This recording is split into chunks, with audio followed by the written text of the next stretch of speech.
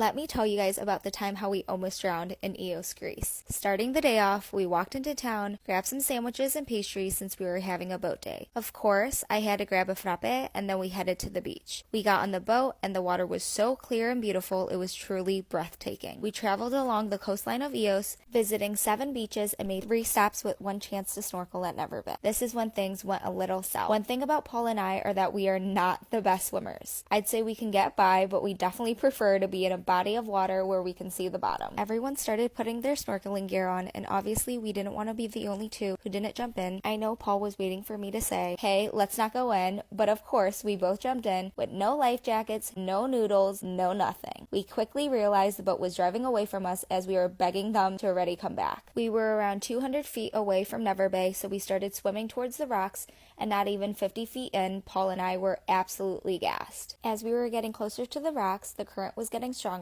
so we were struggling to swim out of the current. We finally realized people were getting back on the boat, and I was ready to tap out at this point because when I looked up, we had maybe another 300 feet back to the boat from where we were. Somehow we both mustered up the courage and started our trek back. As we were trying to enjoy our snorkel experience, my goggles all of a sudden flew off my face. I choked on a bunch of water, and me and the goggles were both starting to go under. My eyes were already shot from all the salt water, so I just started yelling for Paul, and he turns around, grabs me in the goggles, and we finally get back on the boat. We both just couldn't stop laughing because we thought, this is it, this is how it ends. We got to our final beach stop and were able to relax, eat some sandwiches, and lay out.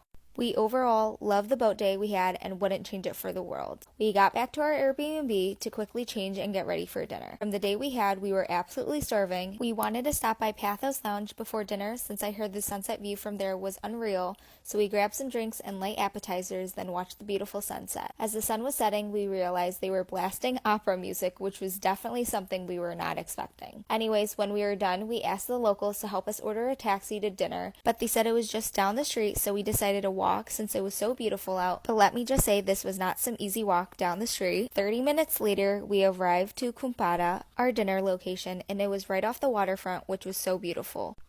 We started off with some cocktails and zucchini flowers. I ordered the seafood pasta and Paul got the seafood risotto. Both were so delicious. The restaurant gave us some free shots, and then one thing led to another, and we decided we wanted to go out to some bars in town.